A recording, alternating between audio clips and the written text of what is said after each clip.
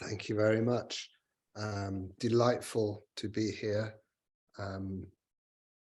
present before so many people. I don't know how many we have, but quite a few. But very nice, and the advantage of being from the comfort of my own home, and hopefully from the comfort of all your homes, right? So we can be very relaxed. But first of all, I will start more formally, really, with a small prayers, really to evoke and to engender the right motivation to ask a blessing of my guru, Akong Rinpoche, and all the other gurus, Buddha, etc. So this helps. They kind of take me away. Then I don't have to worry too much. If I ask for their blessing, it consecrates this this session.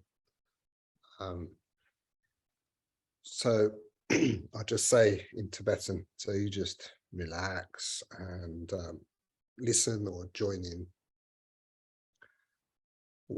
Paden Sowe Lama Rinpoche Dagi Shirwa Deje Kajen Jemo Gani Jizo de Kusun Tuji Mudro Sado So Sonje Chudon Suje Chonala Sonje Brother Dani Chasechi Dagi Jinzo Jibe Sonamje Dola Benji Sabe Dola Sonje Chudon Suje Chonala Chanjo Bhakti Dani Chasechi Dagi Jinzo Jibe Sonamje Dola Benji Sonje Dola Sonje Chudon Suje Chonala Chanjo Bhakti Dani Chasechi Dagi Jinzo Jibe Sonamje Dola Benji Sonje Samchen Tanje Deva Dan Devi Jidan Dembra Jiji Dana Dan Dana Ji Jidan Javaj Dama Mebe Deva Damba Dam Minjaro Jiji Neren Chadanda Choe Tonyan Chambola Nebra Ju Chasa Watan Shishi Shiba Shise Yaran Kushan Sawai Gewa Jizan Dagi Chisap Supe Chanshu Chambo.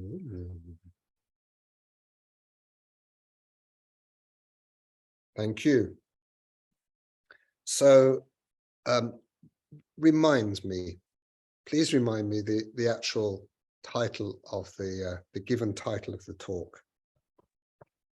Tashi, the given. I'm sorry, I left that out. The title of the talk is Tapping into Our Creativity for Contemplation and Joy. So it's a nice broad subject. Yes. And of course, as an artist, then it's all about creativity. But the joy comes in, of course, because it's this unity of the spirituality, your dharma, you could say, with being creative.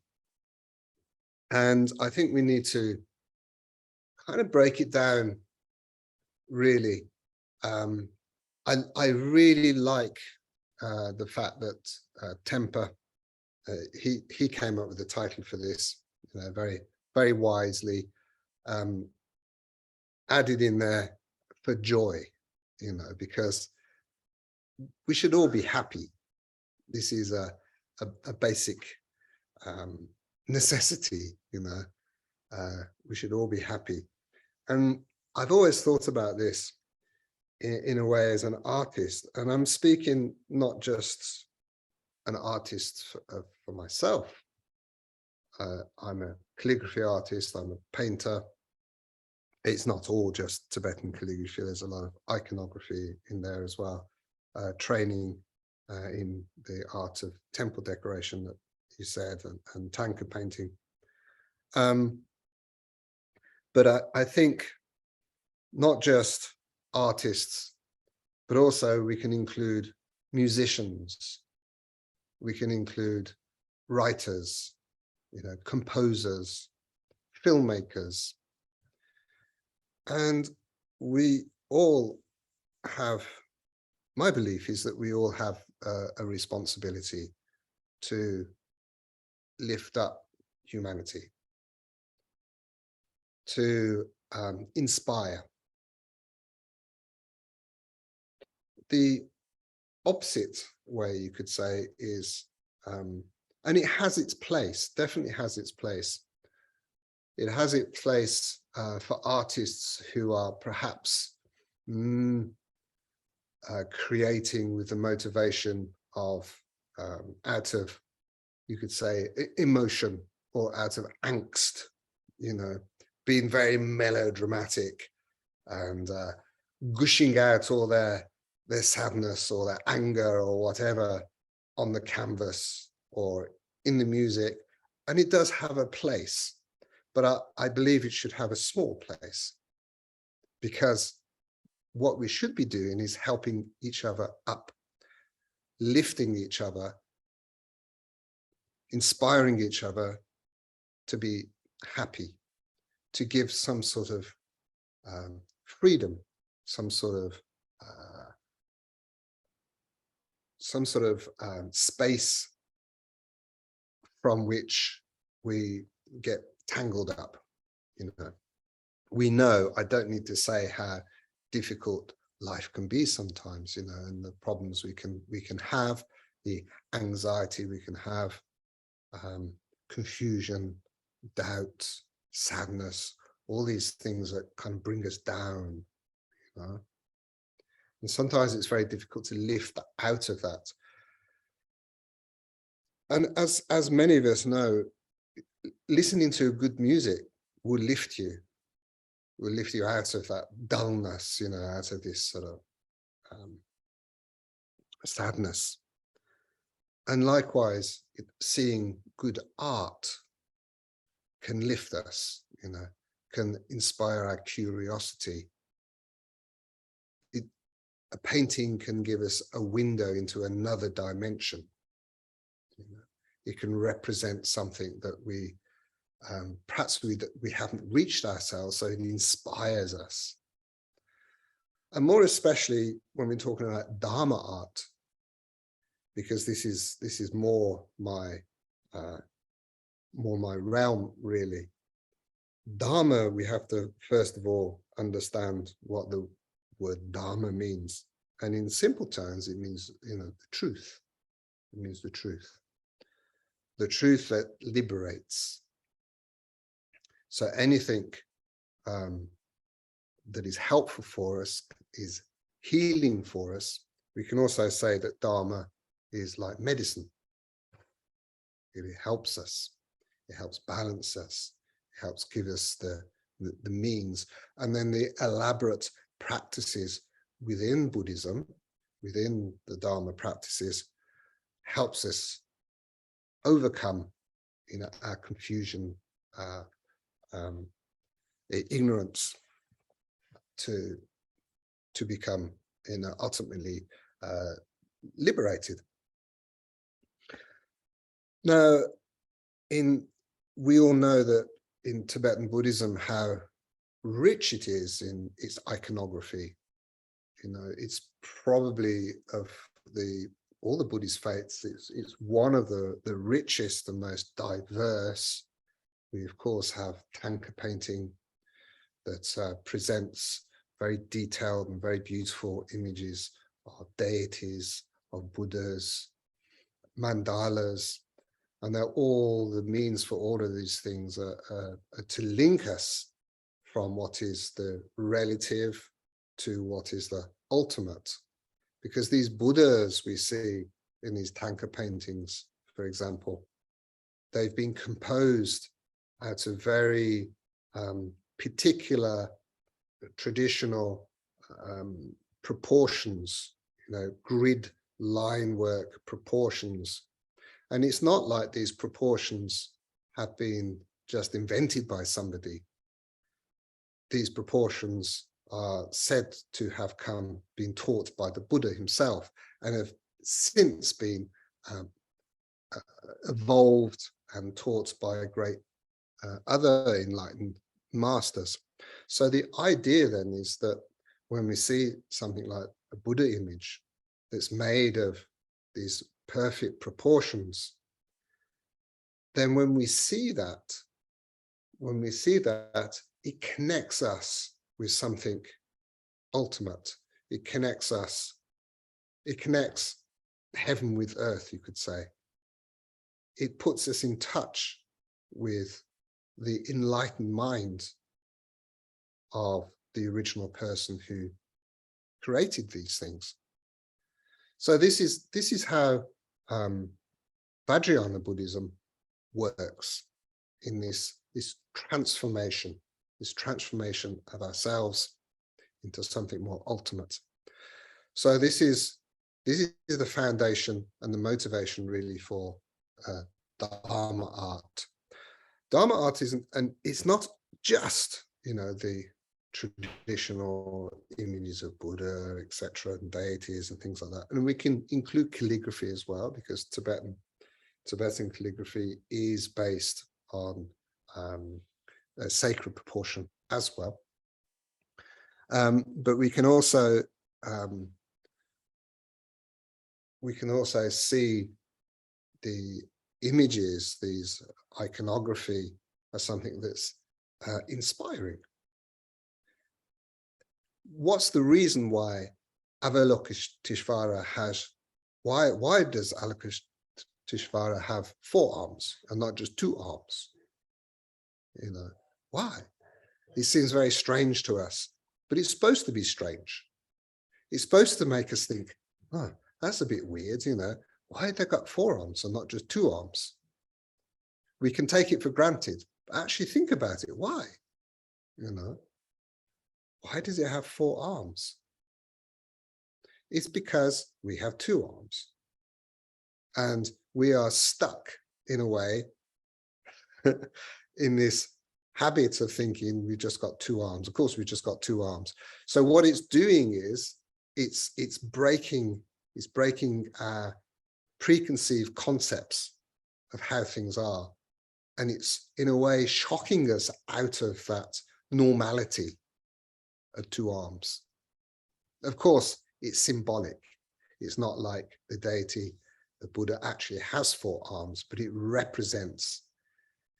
If you want to help people, then it's better to have 4 arms than 2 arms, isn't it? You can be why not have 1,000 arms? With all these different representations, this different symbolism of all the different skillful means and ways of helping. So this is how it works. So we can train as an artist in this very rigorous, very traditional way to help communicate Dharma and how to practice through that. But what's most important is, of course, your motivation. That's very, very important. So the correct motivation, of course, is for the benefits of everybody else. We have to bring in the concept of bodhicitta. Bodhicitta is so important. It's the most essential importance to have this, to engender this compassion, to engender this care for your fellow sentient beings. And that's why, as I said, artists, musicians, composers, writers have this responsibility to lift up. If we're on a roll, we're doing good, the best thing to do is to pull your friends, your family with you on this doing good, rather than the opposite. If you're falling through the hedge backwards, you don't want to grab everybody and pull them down with you, But unfortunately, because of samsara, because of ignorance, because as the opposite to Dharma, negative Dharma, opposite to that, the negativity, then we're lost in our own attachments, our greed, our jealousy, you know, all these emotions that have become habits, then we tend to drag people down, tend to pull them down, you know, or jealous, I, other, you know, as soon as you become more obsessed with yourself as I, then it becomes the other.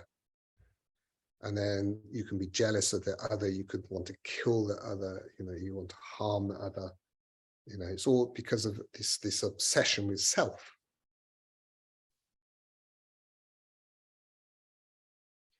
Okay, so let's move back a little bit to the art, to the creativity. So why then does creativity? I'll explain the process of creativity from the meditative point of view, but also, first of all, we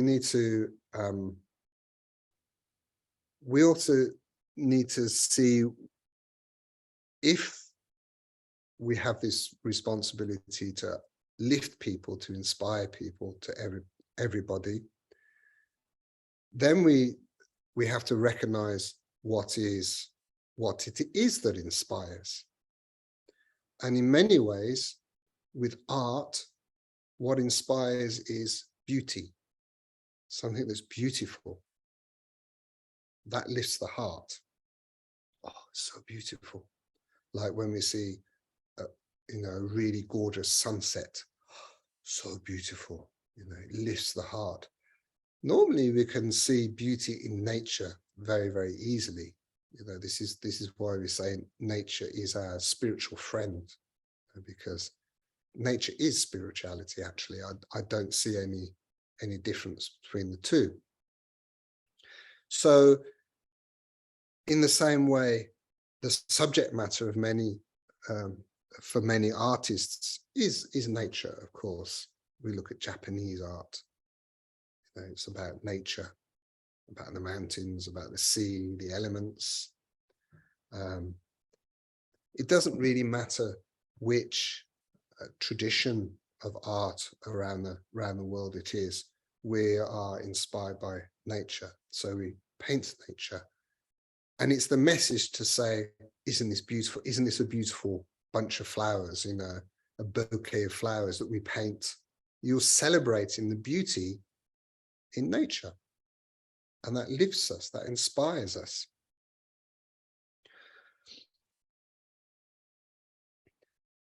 So what is beauty itself? Because one person's beautiful might be another person's ugly. It's all about preference, isn't it? It is, it's about preference. But there is a commonality with what is beautiful. And really what is the most beautiful is that represents freedom. Freedom. So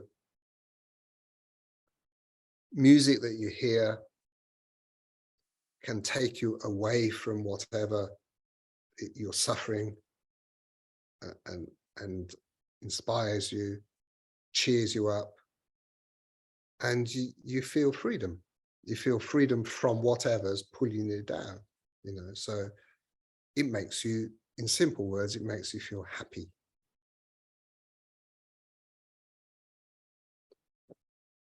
I once had the privilege many years ago when I was a monk to meet Annie Lennox.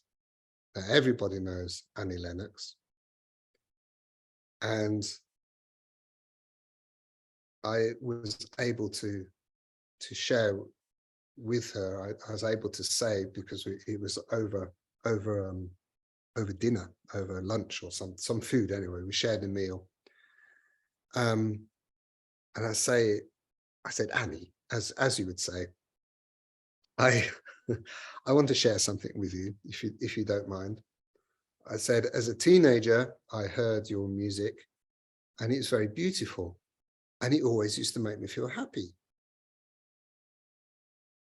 And I asked her, I said, what was it that inspired you What was it that drives you to make beautiful music? I said, because if you try too hard, and I talk from my experience, you can have writer's block, you know, because you're trying too hard. Or if you try and compose music or artwork with the wrong motivation, then whatever you compose, people will see that, or people will hear that. The message comes through the art, through the creativity. So good music, as far as I'm concerned, and I said to her, your music's good, you know, because it made me happy. It seems to come from a place of purity, because it's not perhaps, and is this correct, I ask her, it's not because you're doing it out of ego, or you're doing it because you want to sell many records and make millions of pounds, you know, not that sort of music. You're not writing, perhaps composing music because you want to impress. And she said, yeah, that's absolutely right. She said, I only created this music, wrote the music, you know, from my heart. And when I was most relaxed and most happy, I wasn't trying to be amazing or to impress, all these sort of things, you know. So she answered my question very nicely, and I was very happy, and it helped me then understand my own direction as an artist, and how other artists work. So if you are an artist, you guys out there, whether a writer or a musician, always check your motivation. Why am I doing this? Why am I doing this? And if you find your motivation a little bit crooked, a little bit wonky, you know, then you can correct yourself. If you feel stuck, you have this artist block, then my advice is to just forget about it. Leave it to the side, give some space, don't try anymore, and then come back to it with a fresh motivation, and you'll flow again. You'll go into the flow. And that's how it works. But as a Buddhist, as an artist or a creator, we can use things like meditation. Meditation can give us the basis, the platform from which we create. Now, I believe, and I'm sure you agree with me, that everybody is creative in some way. You know, I've often had people say, but I'm not an artist, you know. I say, that doesn't matter. You're going to be creative in something. And this really brings the question, you know, what is creativity? Because it's a big question. What is creativity? So I'm going to explain what creativity is from a Buddhist point of view. But actually, I think it doesn't necessarily need to be especially Buddhist, but it has been explained by Buddhist masters. And creativity is really made out of three components. There's three components to creativity.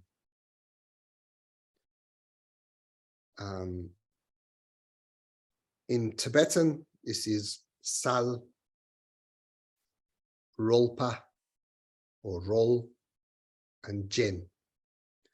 Sal means like spark, or your energy, which you can apply to the motivation as well. Rolpa literally means to play, to be playful. And that is crucial for creativity.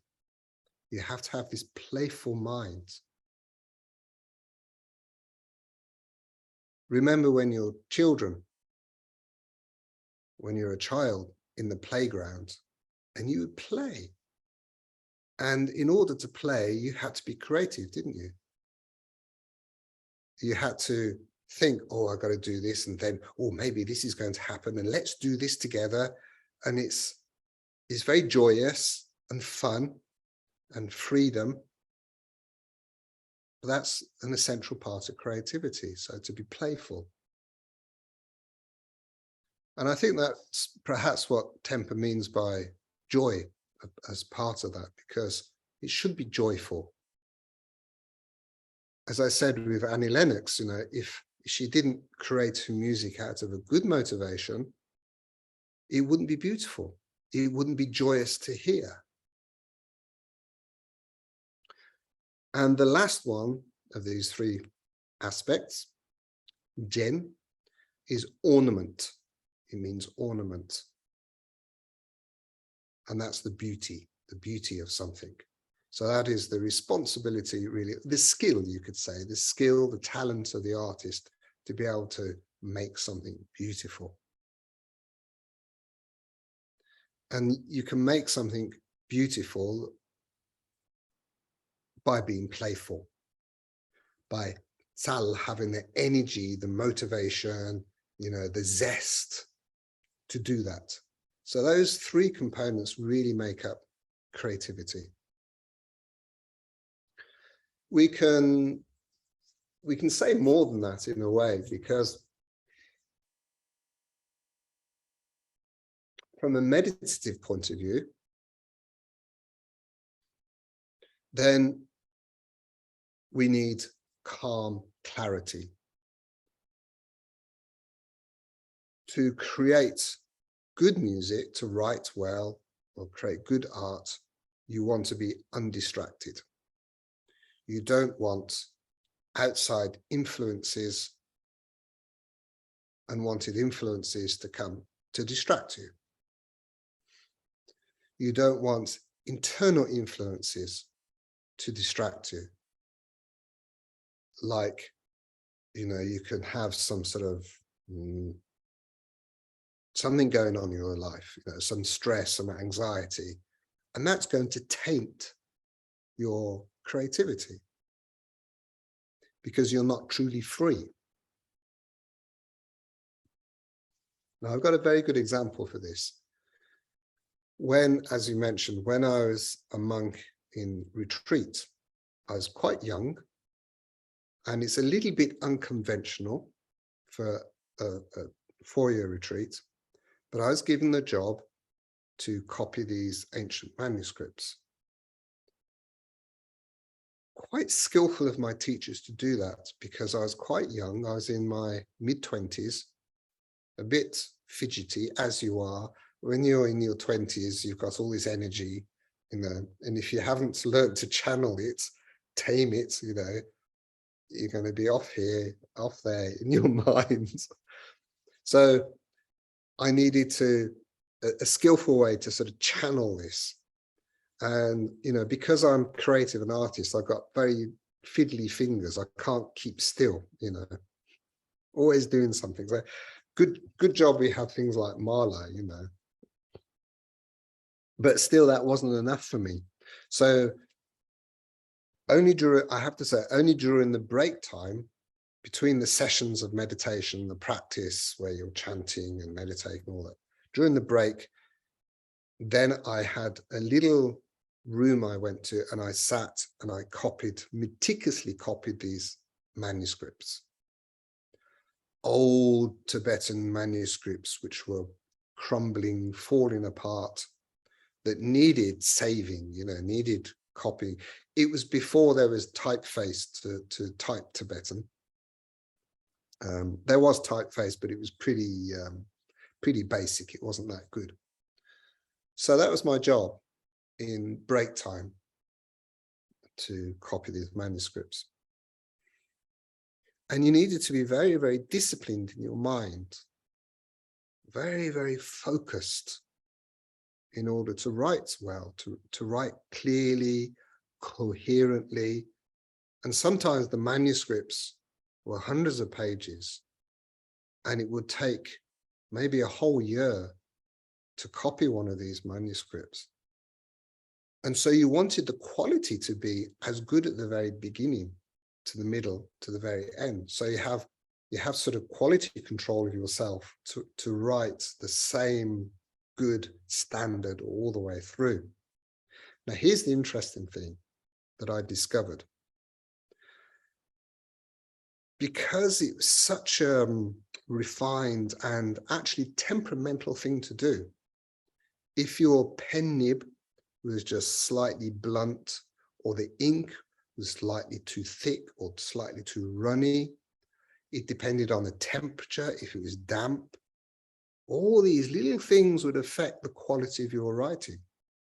But more than that is whatever was going on in your mind would affect the quality of the writing.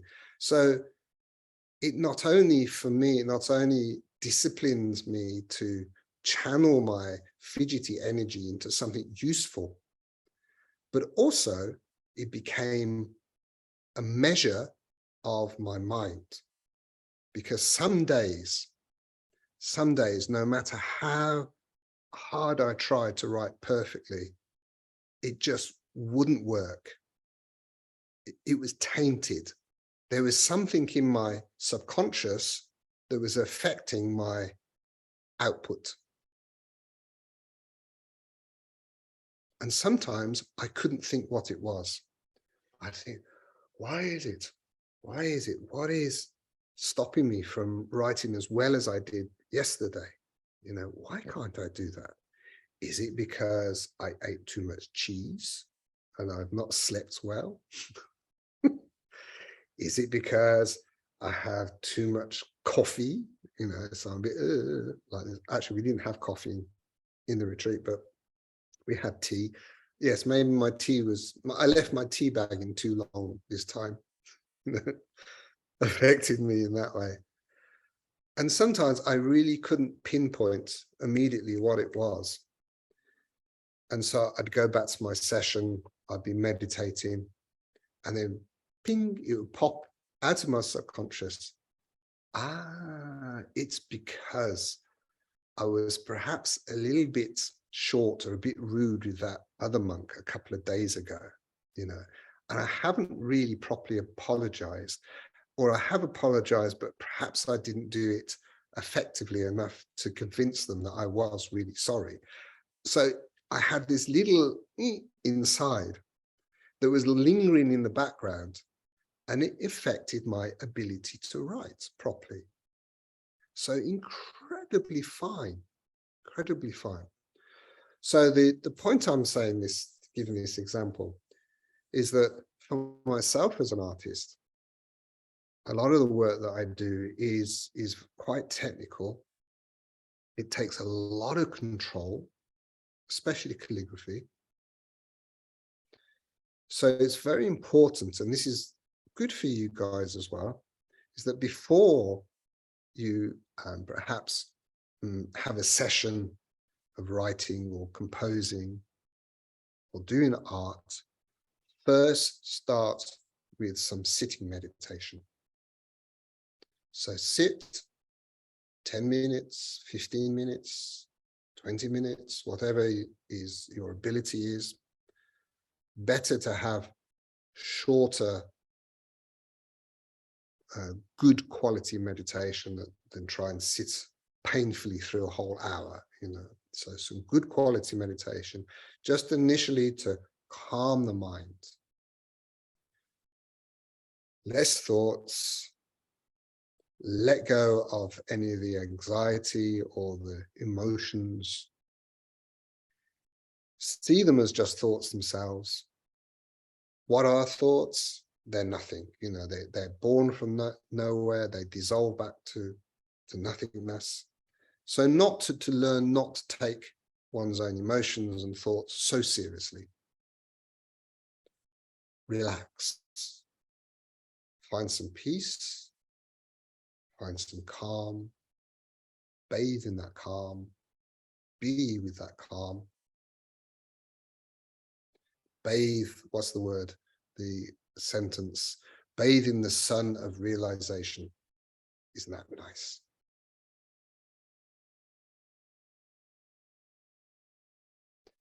Then with that clarity and that calmness, then you can be properly creative.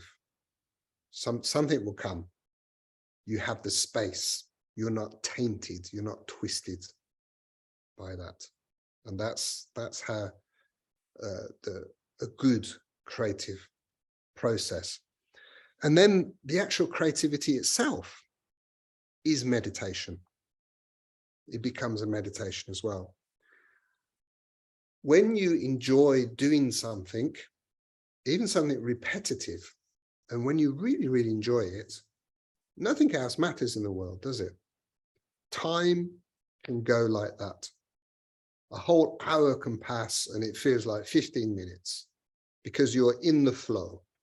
You're in the flow. You're happy, you're content. Nothing else matters. You're doing exactly what you should be doing in the moment. And that is meditation. So even if you're pre-meditation to initially calm and relax you isn't that effective, at least when you start whatever you're doing, writing or painting or drawing or whatever, you know, or cleaning the house. Cleaning the house can be creative.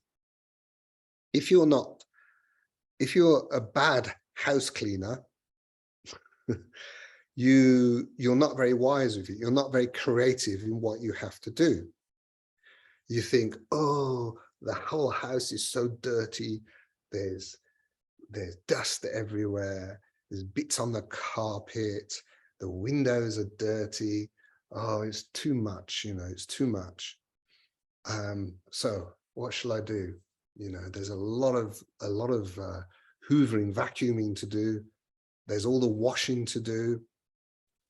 But someone who's clever doesn't get overwhelmed by everything. They take each little different thing we have to do to clean the house one bit at a time. We can break it down to smaller things to do. So you're not spending 3 hours ironing 25 pairs of underpants and you know 16 shirts and that, and getting absolutely sick and tired of it. You know, you do a few shirts, and then when you get bored of that, you go and polish the floor. And then when you're sort of aching because of all your polishing like that, then, you know, go and tidy the bed. You are creative in what you do. You chop and change. You're clever and creative. And then lo and behold, before you know it, you look around and you've cleaned the whole house. And it wasn't a burden. It wasn't trouble. You've done it. And that's how we can be with everything. We can be that with meditation as well, with our Dharma practice. Instead of trying to push, you know, and like painfully do practice for a long, long time. Even with your visualization, you know, your visualization practice, if we're visualizing your Chenrezig, then we can think of how Chenrezig faces, you know, how the eyes are, you know, the all-seeing eyes like that. And of course, you can't just focus on just that because you get bored of that. You know, you need something else to occupy our busy mind. Then you can think, oh yes, it has 4 arms. And which hand is holding the rosary and which hand is holding the lotus flower? You know, think of it like that. Then inside my heart, there's the letter Hri. What does a Hri look like? This is where you can come and learn Tibetan calligraphy. So you know what a Hri looks like. And then Omani Pemel Hung, Omani Pemel, arranged around it. Which way is it turning? You know, are the letters facing out or are they facing in? Is it clockwise or is it going anti-clockwise? So we can entertain ourselves in a way. That's okay. You can be creative even with our visualization. As long as you're still engaged, you're still practicing. That's how we do it. So meditation. Meditation is the foundation. To be peaceful, to be calm is the foundation of any practice. That's how it works. And then during the practice itself, whilst you're creating, whilst you're cleaning or whatever, it can still be a meditation, because as long as you are in the moment, present in the moment. And occasionally you can check your motivation. You know, why am I doing this? Remember bodhicitta. Now I'm going to share with you an image that one artwork that I pulled out from my archive of pictures. It's quite large, so I had to sort of sit back a bit. This comes from a very beautiful quote from Thich Nhat Hanh. And the quote is, "Mother Earth is the most beautiful bodhisattva." Isn't that lovely? Isn't that beautiful?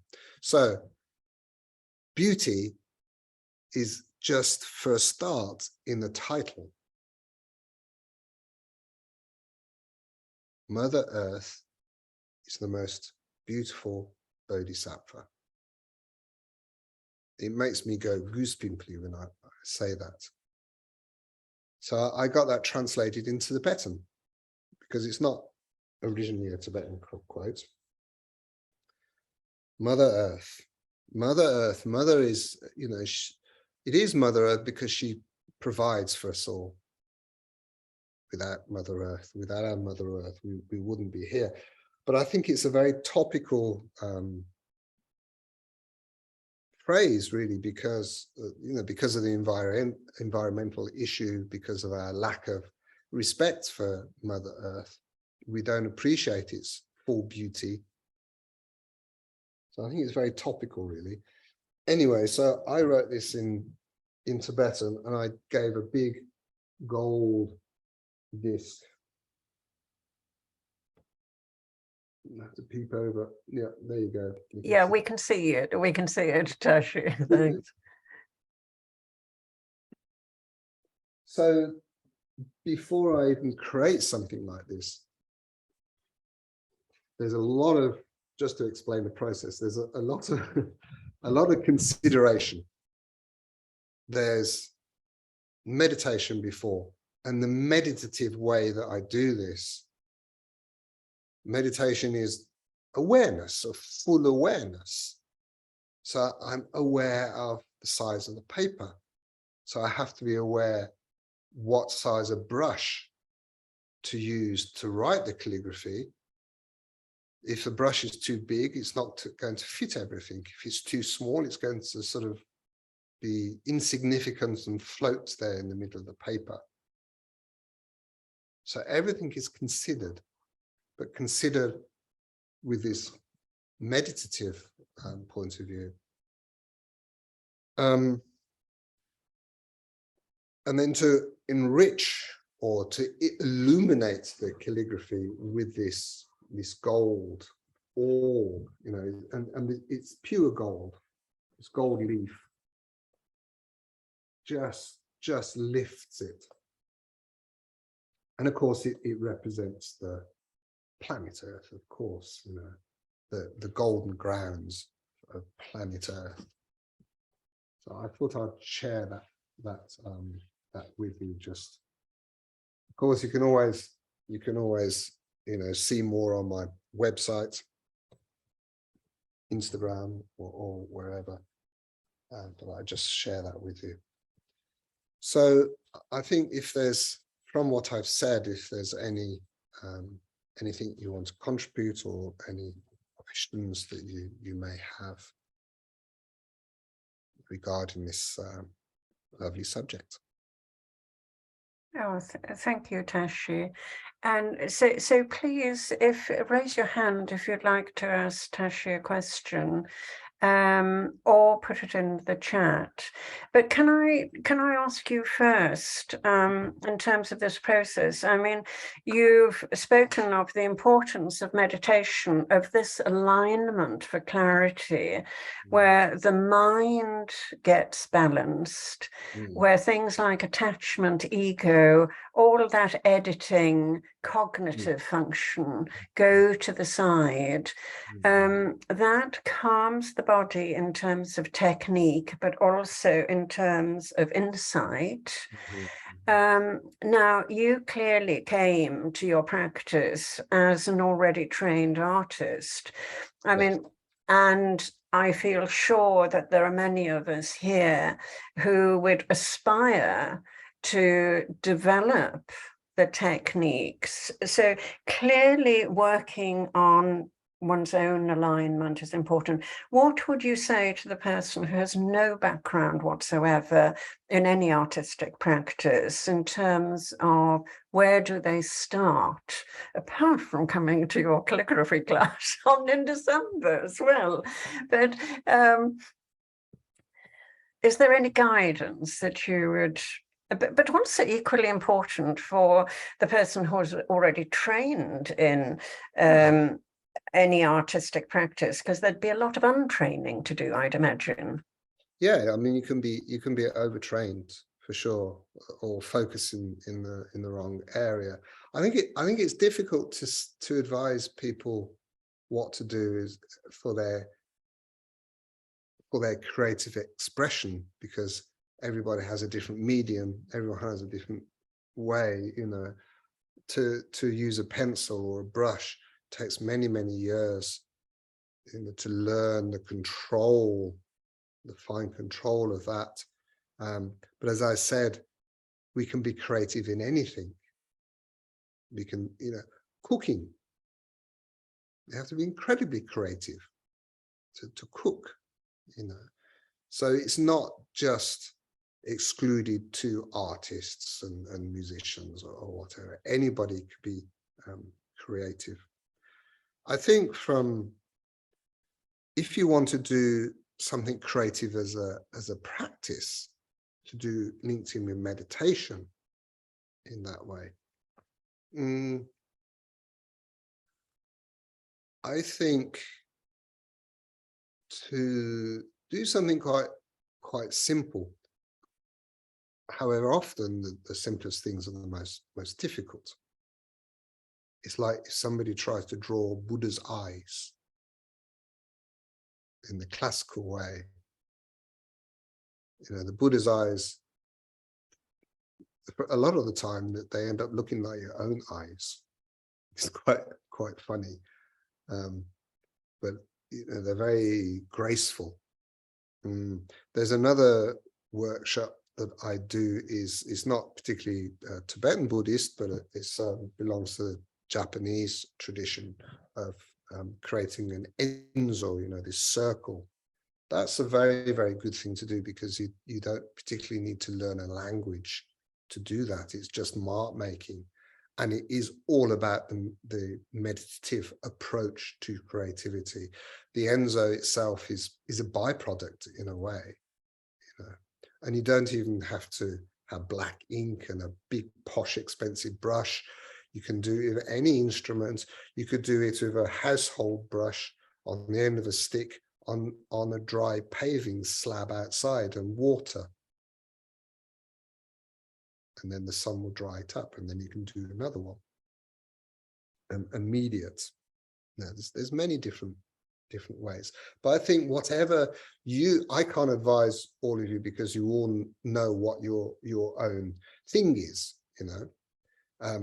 But whatever your creative output is, whatever it is, I can advise to do it with a good motivation, the right motivation, and from a meditative point of view. So we're not just doing it blindly, you know, just like habit or whatever. We're talking about Shinya Hlatong. Shinya is the being peaceful in the meditation, and the Hlatong is the insight. The insight only comes if you can be peaceful. You know, it's the cart leading the horse leading the cart. You have to be peaceful first to have that insight, the clarity. Yeah, Thanks, I saw a hand up somewhere. Yeah, Diane, you had your hand up. Do you still want to ask your question? And we do have a question in the chat as well. So Diane, please unmute if you'd like to ask your question of Tashi now. I've just sent you a message to unmute. Okay, go for it, Diane. I'm trying to be creative at the moment, writing letters, and I liken it a bit sometimes when you talk about meditation, and I do my meditation, and sometimes, as you know, when you do your meditation, you have a monkey mind, and Yes. meditation doesn't always quite work out the way. No, it doesn't. Sometimes it's a bit of a challenge. Yes. And with my art and with my practice, I'm quite surprised how this sort of concept in my meditation is translating to my practice, the artwork that I'm trying to achieve. I kind of wondered how you cope. So one example is, here I am doing my calligraphy, and I get to the last letter. It's perfect. And then I smudge. And I was looking at your beautiful drawing, and I was just saying to myself, what if I ever could do this? And then I got to the last letter. And smudged. Too long, the stem or the ink smudged. It's happened to me as well. I've smudged at the last letter. That's the moment of a lack of awareness. It's like the monkey mind for meditation. It's like I get the clumsy hand, and so it's quite similar in some ways, that I lose my moment and the accident. Exactly. Well, that demonstrates, you are using your creative process as a practice itself, a meditation and practice, a practice of awareness. Yeah. That shows you are. Finally, what do you actually do when it goes wrong for you? Let go. Oh, you let go. Yeah, let go. Don't tell yourself off. Go, oh, I'm so stupid, because that's an added thing on top of everything else, isn't it? Don't tell yourself off. You're wonderful. You don't tell yourself off. We're not Buddhas. Well, we are actually. We just don't realize it yet. But we're going to make mistakes, and it's all part of the process. And all you can learn from it really is like, I lacked awareness there, but don't tell yourself off. Just, oh well, move on. Have another sheet of paper. Practice again. Okay, thank you for that, Tashi. Yeah, don't have attachment. No, that's true. It's attachment. Yeah. It's attachment. God, yes. Yeah. I didn't think of that. Thank you. Going back to that playfulness element, isn't it? Yes, absolutely. Where I get out of the way and let the work be done, basically. Yes, easier said than done, always. So we have a question, Tashi, in the chat from Toria Selwyn. If you read it out so everyone else knows. Sorry? If you read it out and then everyone knows the question. Yes, I will. Is there a Tibetan equivalent to Western understanding of the muse? The muse is as in someone who inspires you. Yeah. Yeah.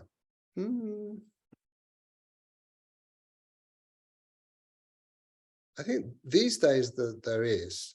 Traditionally in old Tibet, you could say it was less like that. Because in old Tibet, former Tibet, there wasn't really an art scene, as it were. There wasn't art galleries. There weren't really artists with artist egos and all that sort of thing. So, but you would learn as an apprentice underneath, and I think because it's a spiritual path, then your guru, your teacher, your lama is your muse, who may, luckily, hopefully, they would recognize that your ability as an artist, and mine did, my you know, a good lama would encourage and help you blossom your potential. So for me, you know, I think that answers the question really, is that your spiritual guide, your teacher, is just as much your muse. So there is that's where the comparison is. Thank you. And I think the muse, as we understand it in Western Europe, is a relatively recent phenomenon anyway. It was a very different thing in the Roman world, let's say, where absolutely. Yeah. So while people are, just don't be shy in asking your questions. There's never a wrong question. And Craven, would you like to unmute and ask a question?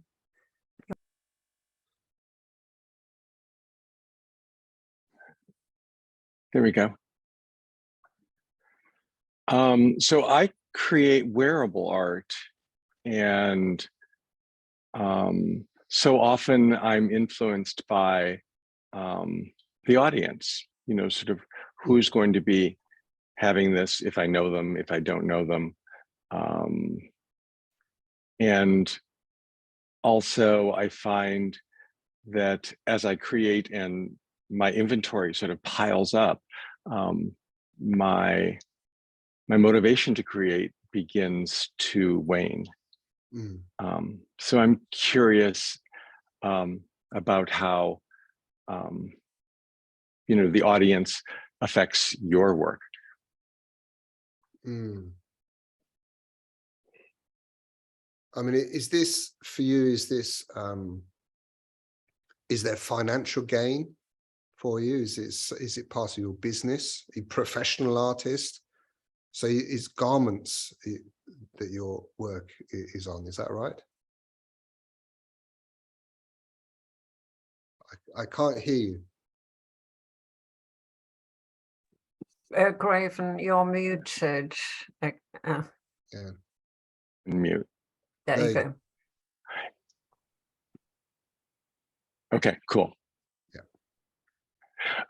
Yeah. Yes, it is. I mean, it's not a garment, it's actually sort of more necklaces out of cording and found objects. Okay, yeah. And so I, you know, and so it's not so much, I mean, part of it is wearability is a comfort level. And I do find that ultimately I'm able to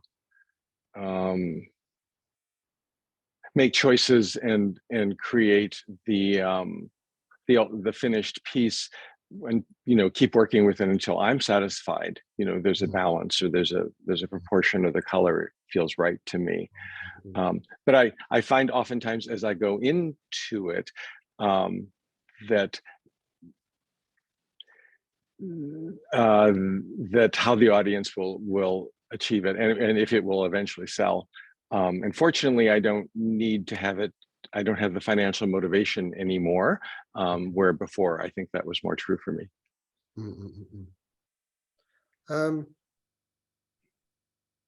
Yeah, I mean, luckily, in a way, you are creating new, unique pieces each time. Yes. Yes. So you don't get demotivated because you're doing the same thing again. You know. Yes. That's lucky. And so you're asking how to keep sort of a fresh motivation.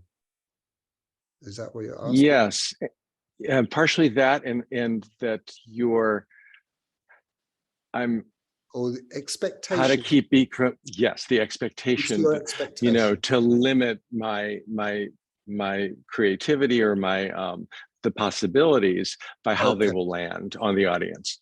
And do you practice meditation as well? I do. You do. So just as meditation, again, because as I keep saying, it's the basis for everything. be aware of your hopes and your fears. So your expectations, perhaps your expectations of your audience, and your fear that they may not like what you've created. Mhm. And it's the same for the meditation.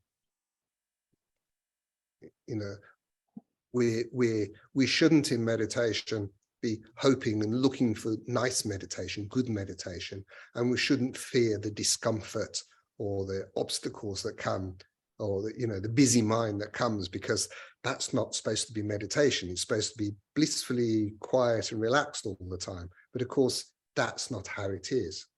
Our mind has thoughts, you know, and meditation is different each time. So to have this attitude of no expectation and no fear, these two things, and we can apply that to everyday life as well. You go for a job interview, the worst thing you can have is fear, because it's written all over your face as soon as you walked in, you know. And the other worst thing you can have for a job interview as well is expectation that you're going to get the job, or fear that you might not get the job. And the best way to walk in is abandon those two things. So you'll win-win whatever. You're not going to get disappointed. Yes. So I think there's, for you, perhaps there's a little, we all have it. I have it if I have an exhibition, you know, I'm wondering what it's like, pinning your soul onto the wall, you know, what are people going to say about you, you know, are they going to like it? But that's to do with my attachment and expectation. You've got to abandon that, you know. And luckily, you just enjoy making your jewelry just because you enjoy it, the process of it. So it don't matter what anyone else says. Mm-hmm. Doesn't matter at all. Yeah. That's the attitude you've got to have. Perfect. Good. Yeah. Thank you. Yeah. Thanks, Tashi. I'm going to invite Tenzin now to present a question. He's got one in Russian that he'll translate, and then we've got another one in English in the chat after that. So Anna is asking, first of all, she's very inspired by your art and the wisdom in your art. And she has a question on technique. Is it possible to learn Tibetan calligraphy without a teacher or a mentor, based on examples of others' art, based on your personal meditation experience and inspiration? So very grateful for your answer in advance, and yeah, would love to hear your opinion on that. I think it would be difficult to learn to write well in Tibetan without at least a foundation, to learn the foundation. You need the foundation really to lay down how things are and how things aren't, you know. You need those things. By yourself, you may be lucky. It's a bit like getting enlightened without the guru, you know. You might be lucky to stumble across, you know, the right formula, and you may be very inquisitive to be super aware. But I think it does need a basis, a good foundation to begin with, and then it will be easy. You know, it should be easy to do. And your friends in Russia, yeah. So, do you want to translate that, or now, or later, or later? Okay. Yeah. So, well, I mean, I'm not sure how accessible it isn't at the moment, but of course, there's my online course for beginners with Wisdom Publications. Wisdom, is that available in Russia? Yeah, I think it's just difficult to pay because the sanctions, and Anna said she understands like about 20% of what you're saying because it's not her native language, but she's very excited, even with those 20%. But yeah, we are in touch with Anna, so I can translate to her later. Okay. She needs it. Yeah. I think we have to move with the times and change. I mean, in the past, as you've invited me, I taught Tibetan calligraphy in Moscow. She already watched all the talks you had in Russia that we recorded. Well, then I think she's off. She sounds like she's off to a good start. And then let's pray that she will have opportunities to learn properly. And let's pray that this situation will soon dissolve, and then I can come to Moscow again, or people can travel more. This is an obstacle of samsara that we are experiencing, actually because of our own karma. So we all have to be responsible. There's two types of karma. There's individual karma, and then there's karma that we all share. And you can have karma of a whole country, karma of the whole planet, So let's hope that clears soon. Thank you for your answer, Tashla. Okay. Thank you, Tashi. And following on from that, I mean, if Anna wanted to do one-to-one video communication with you, would that be a Zoom communication? Would that be a possibility?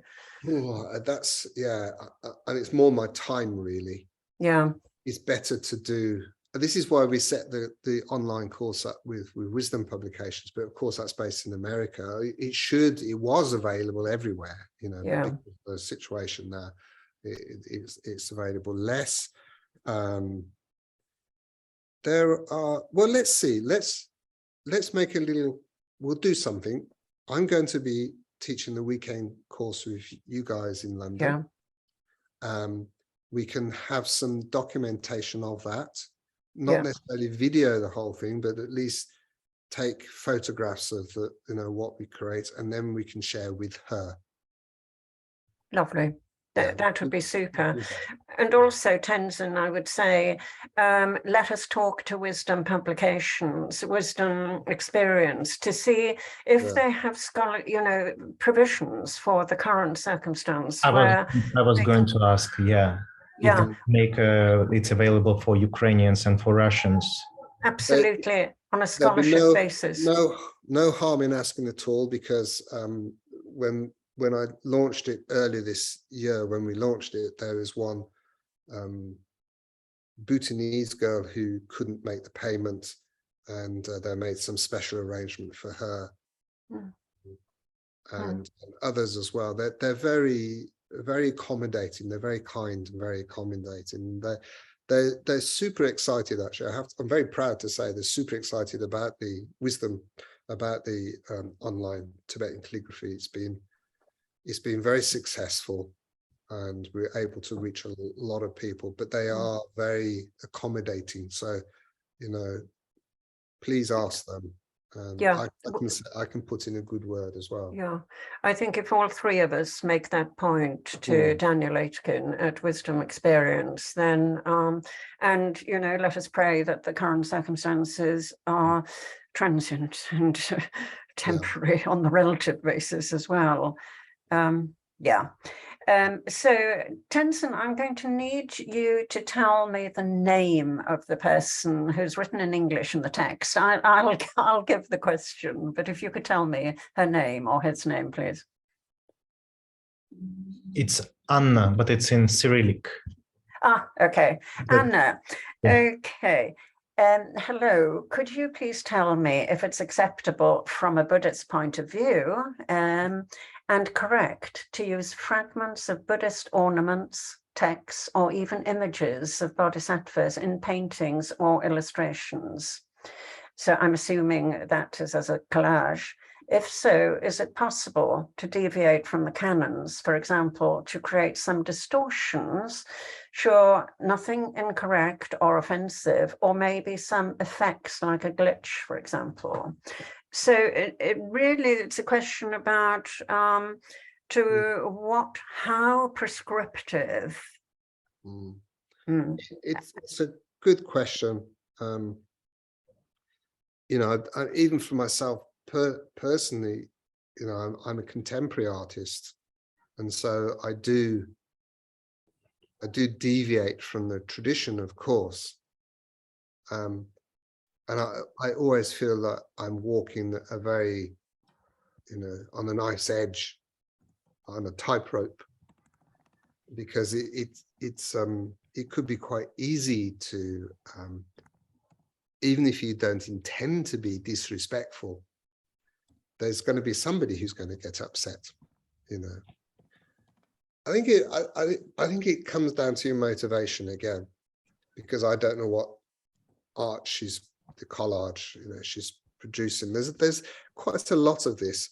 A lot of the Tibetans themselves, Tibetan artists, are sort of playing with this thing, mixing up Eastern, Western cultures and Buddha images that are made out of fridge stickers and all sorts of things like that. I think from an, you know, as a genre, it's kind of been done in a way. Yeah, I think so. Really, it comes down to motivation in, you know, the person who creates these things. And there's a very old story from Tibet that it reminds me of, is that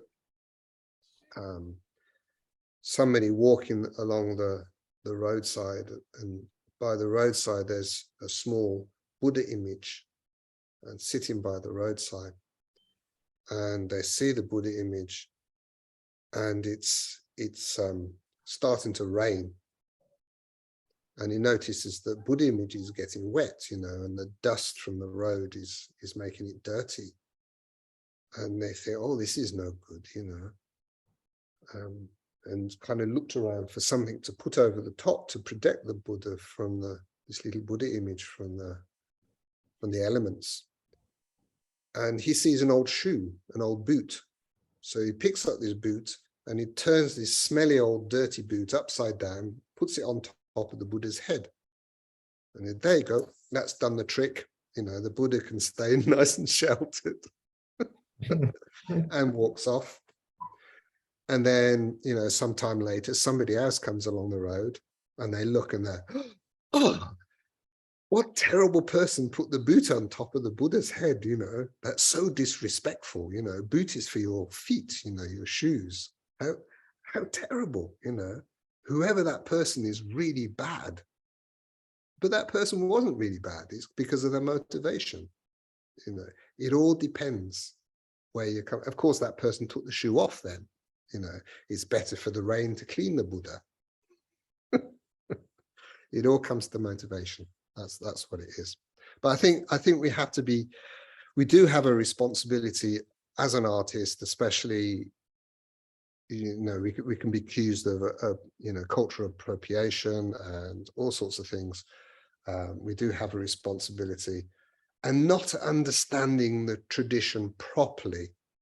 If you don't fully understand the meaning and the value of what things represent, more especially in the you know, the rich iconography of the scriptures and Buddha images, if we don't fully understand, you know, if we sort of like ripping them up and sticking them as collage and putting things upside down, and it'd be just, you know, maybe even your motivation might be good, but somebody else, they look at it and they say, well, what confusion is that? You know, it's confusion. It looks like it's disrespectful. So you have to also consider it might upset people. So be careful what you do. You know, it is a fine line. It is a fine line. And we do have a responsibility, because, you know, we are in a way going into the dark ages, and traditions and lineages, pure lineages of pure Buddha Dharma and images and mantras and all these sort of things have taken many generations to evolve and to mature and to become something of value. And it only takes one or two people in one generation just to sort of start to disrespect it and destroy it so quickly because they want to be an artist or because they want to do this. You know, we have to check our motivation. Yeah, that's enough said. Thanks, Tashi. And it comes back also, our next question leads from this, but before I say that, the question from Luke, it seems to me that it comes back to this point of meditative clarity and that spark of inspiration, which is a spark of inspiration which comes from a base of knowledge that is beyond my relative. Yes. Would that be correct? That would be, yeah, that's a nice way to put it. Yeah. Yeah. There's a lot of trust in that as well. Yeah. You have to trust. Yeah. Okay, thank you. I mean, this is fascinating. We can go on forever. Yes. Luke has asked, I believe you touched upon this with expectations. With regard to art and commerce, do you find that the commerce end of that can stunt a creative freedom? As a working artist, relying on the balance of art and commerce, how are you finding that balance? Do you ever create based on what you feel might sell, even with pure motivation? And finally, can the motivation even be pure at that point? Thank you, Luke. You might raise your hand and start this conversation with Tashi yourself. It's a good question. I think it has to come down to basics, really. You know, if it's putting food on your table to feed yourself and putting a roof over your head, you know, that's a necessity. So, you know, you do need to sell yourself as a professional artist to a certain extent, for sure. But there is this thing about not selling out either, you know,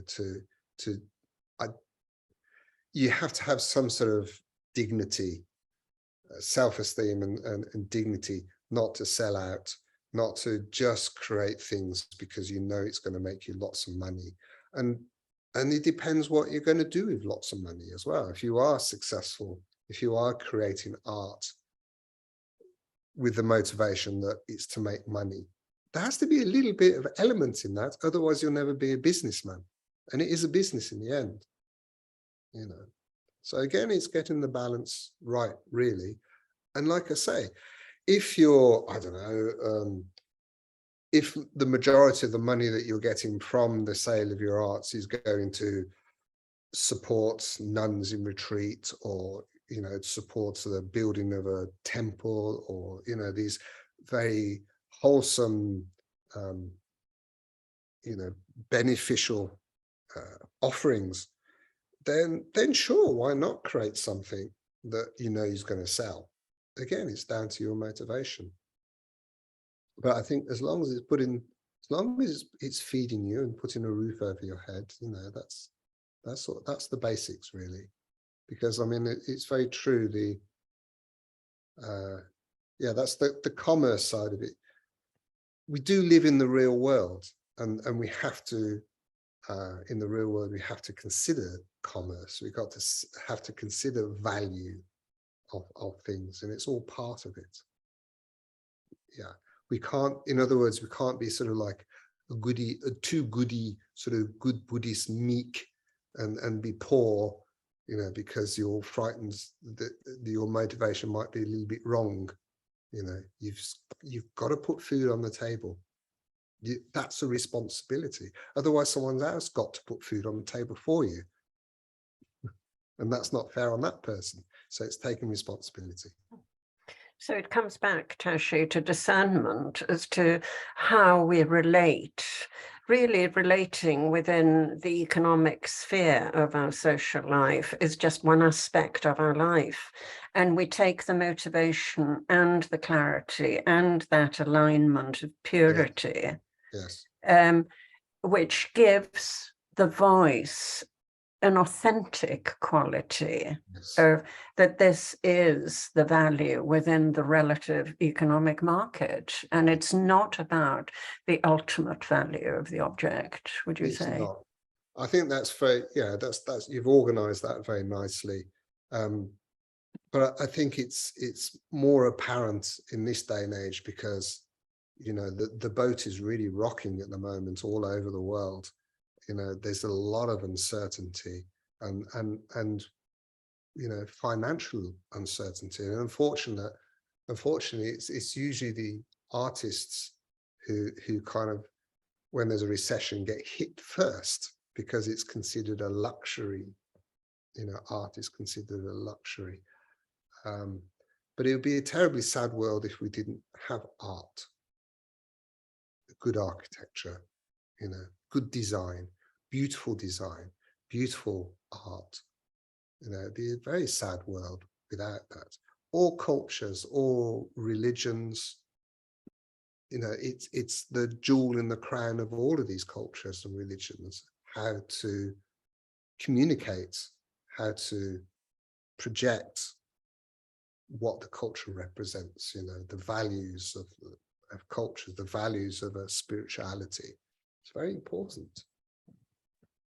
And as you say, said earlier, those qualities and values create a space where we go beyond our own limited vision. Yes. And that feeds that cycle of inspiration. That's right, yes. Yeah. Whilst we do have 30 minutes left, so whilst people are thinking of, you know, please continue to ask your questions. I have one which, if I may, which has fascinated me ever since I, and Diane said, by the way, that she's clearly done your course with wisdom, with wisdom experience, and she said it's fabulous. And I've had a look of it, and what fascinated me was with the grid system, how is it determined how big certain parts of the script are within that beautiful 9 and 6 and 12, those cubes, or is that too technical a question for here?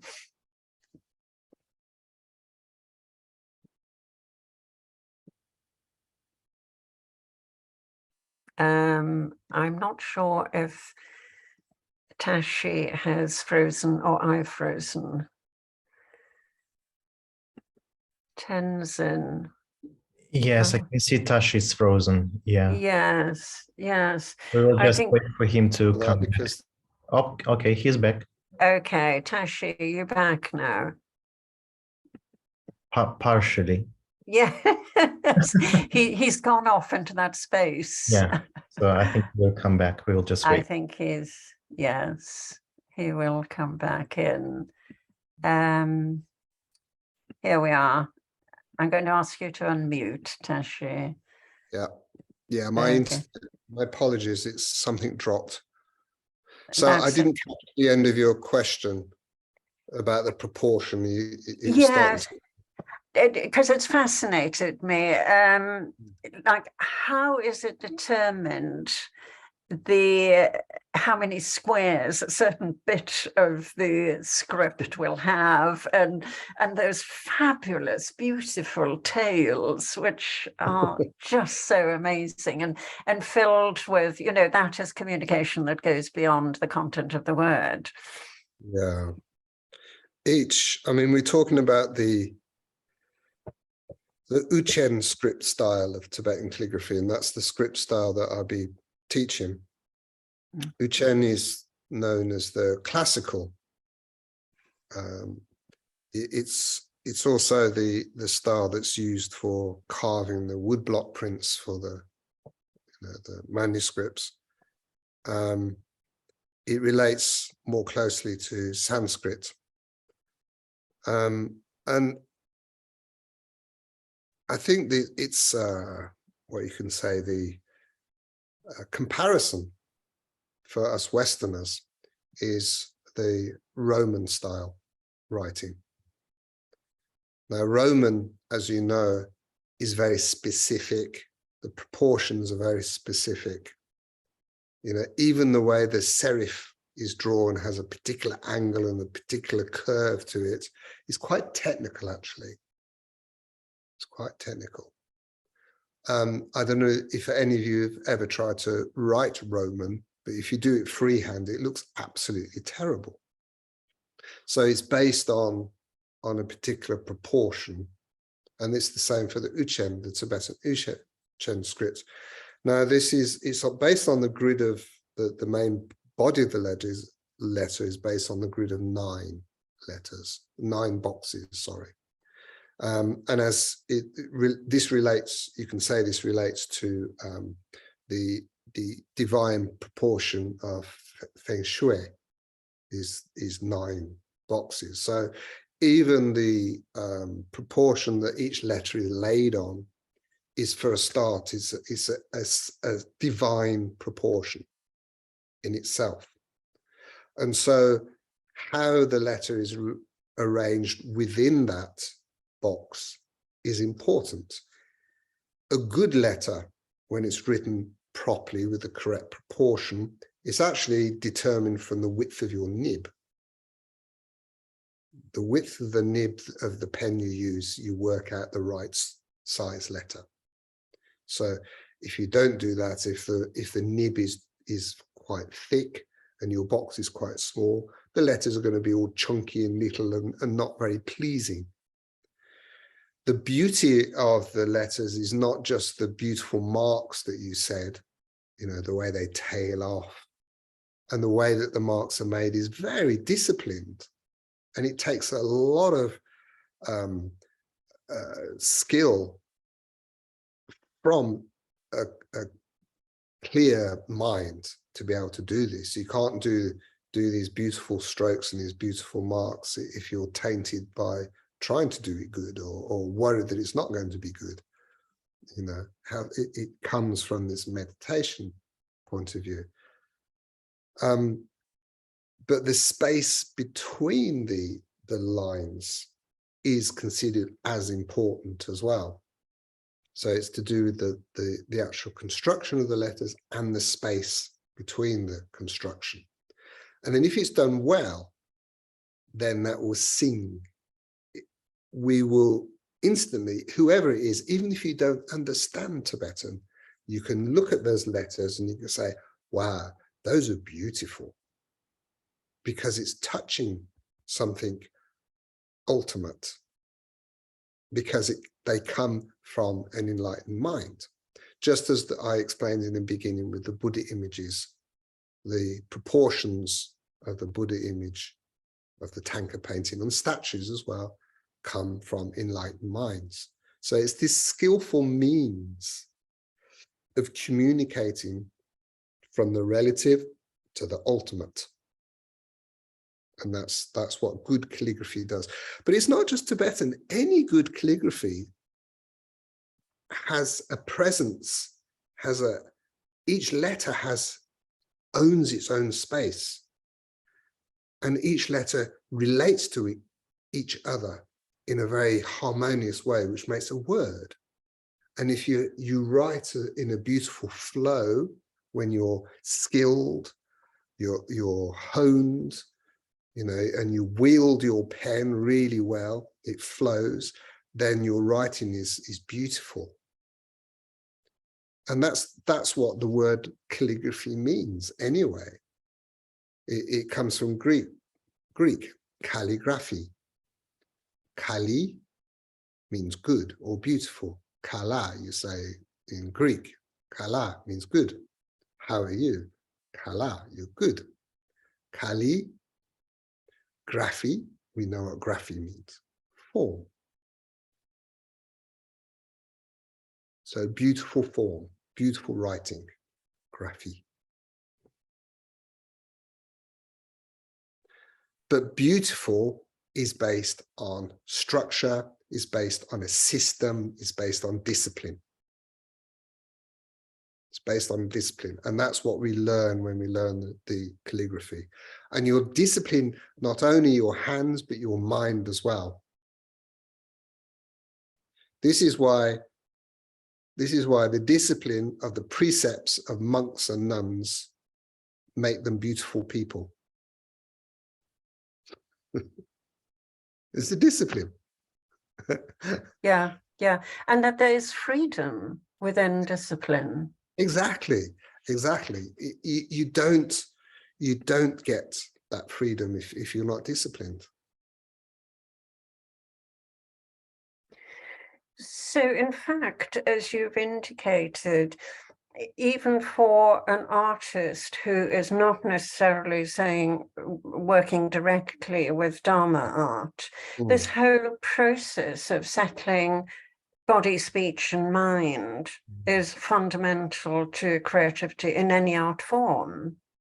I think it is. And I think a lot of artists who aren't Buddhist, they're probably, they may be aware of their process, but many of them are most probably unaware of the process. But if you were to ask them and they were to analyze it, it will be the same. They've naturally find that process. How many people do you meet who are artists that say, I'm so happy when I'm sewing. I'm so happy when I'm painting. I'm in the flow. I'm in the moment. And that's because they're meditating. They don't realize it. The only aspect that is missing is they're not aware that they are. Meditation, formal meditation, it gives you that insight, it gives you that awareness. We call that rigpa in Tibetan, rigpa, to see that awareness, that intelligence, that awareness.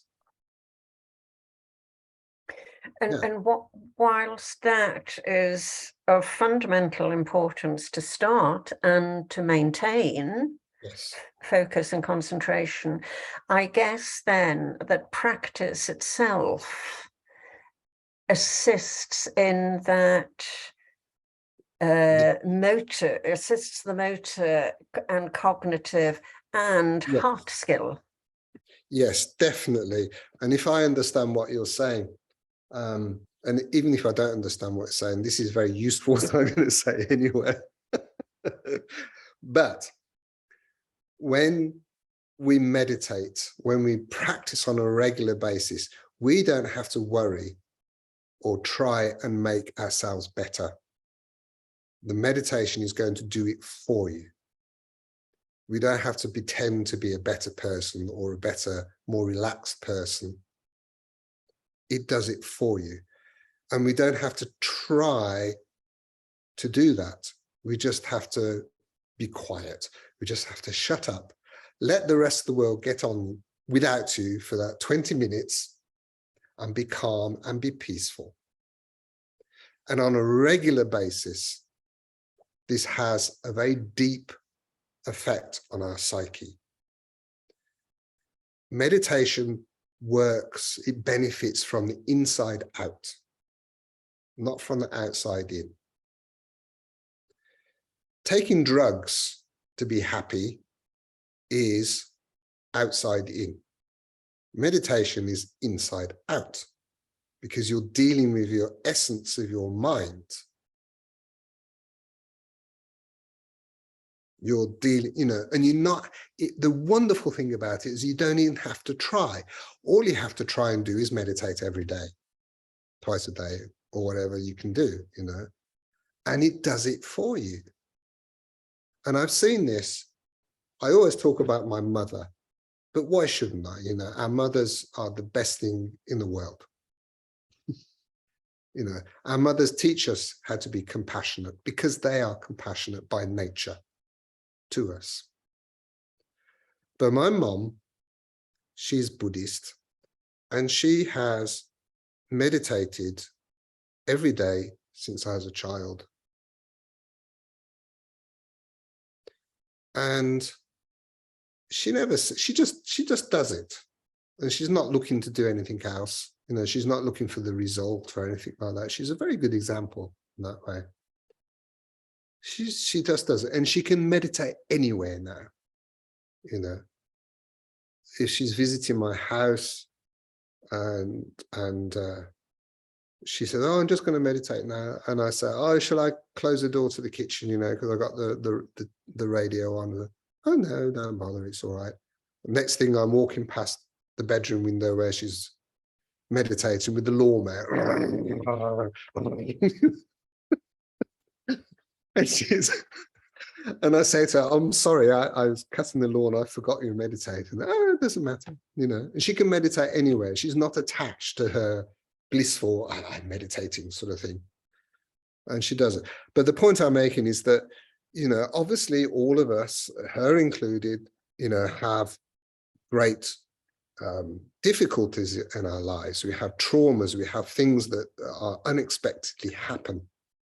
Somebody close dies, you know, or your lover leaves you, or, you know, you become bankrupt or whatever, all these horrible things that suddenly happen to us.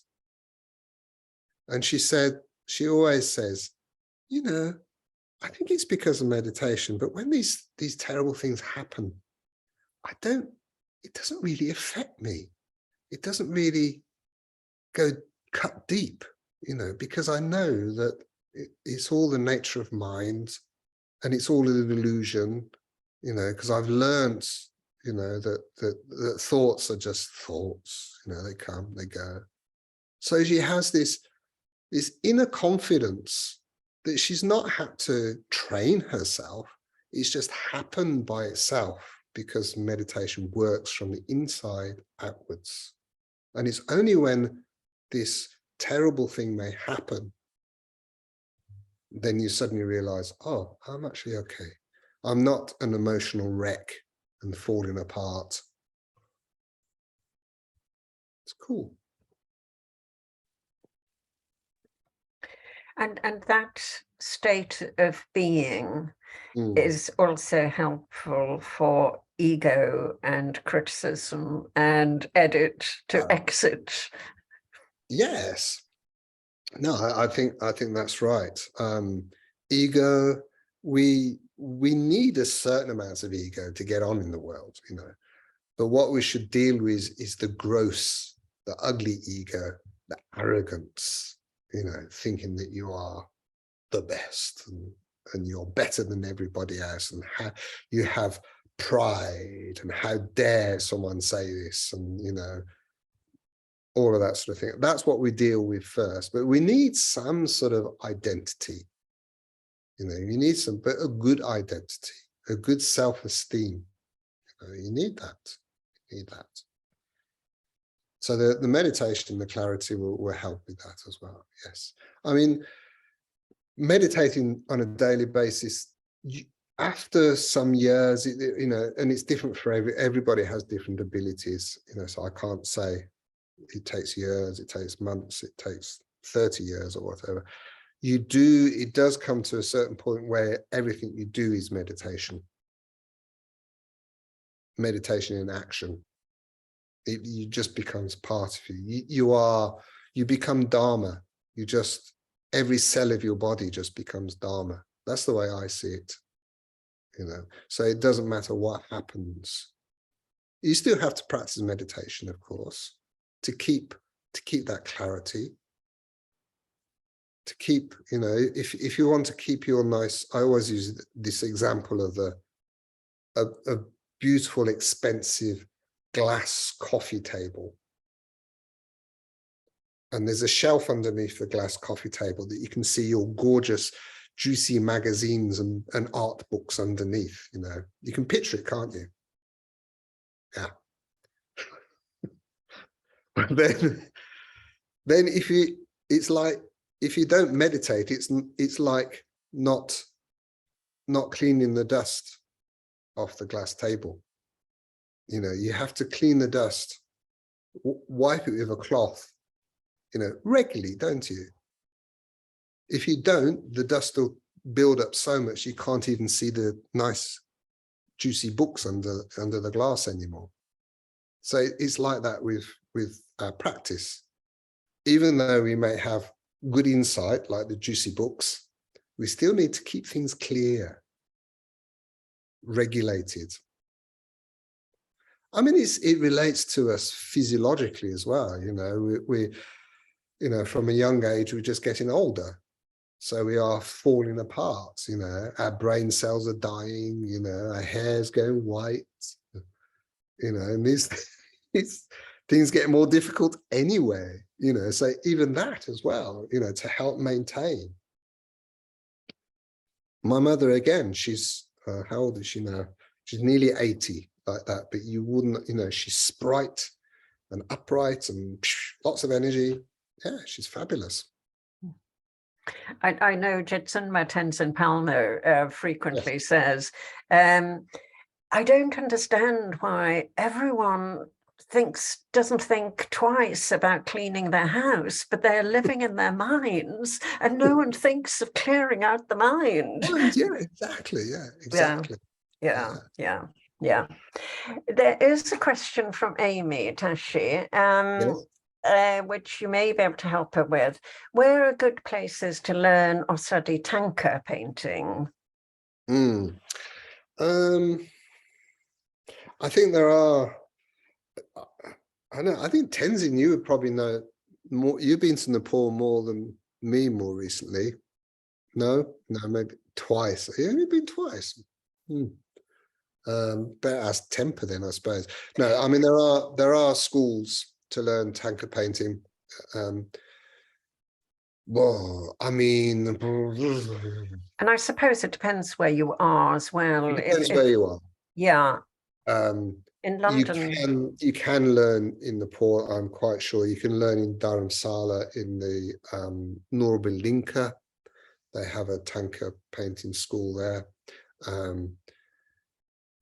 You know, if you can afford the time to be there, if you can suffer the sanitation and all the rest of it, then there are Tibetan tanka painters who are in the West. There's Pema Rinzin in New York City, and he does sometimes take students. I'm sure there are maybe in Switzerland as well. They're few and far between, you know, so I hope you have good karma to meet a genuine good, you know, tanka painter who is on top of it willing to teach you. And I hope that you have the time, the freedom in your life to be able to learn properly. That's all I can say, really. Thank you.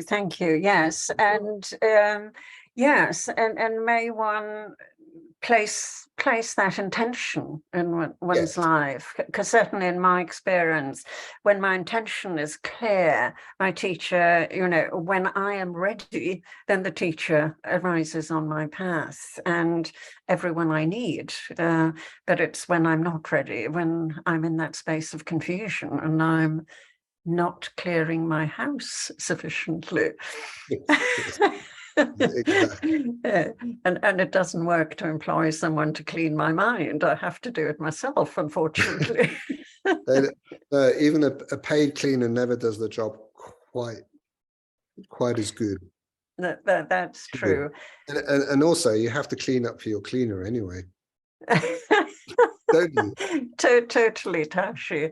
I think I'm going to remind people that we are coming to the end of our time with Tashi. So if you do have any lingering questions, then please raise your hand and unmute or say something in the chat. And meanwhile, I'll remind you that on the 17th and 18th of December in London, in West London, at Collett House, in this fabulous 19th century artist studio, Tashi is going to be leading a weekend calligraphy course, we will take up to 20 people.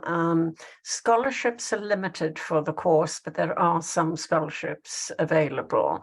So I've put the link into the chat, but I'll also, when I send out the recording, I'll put the link in for Tashi's weekend in December in London.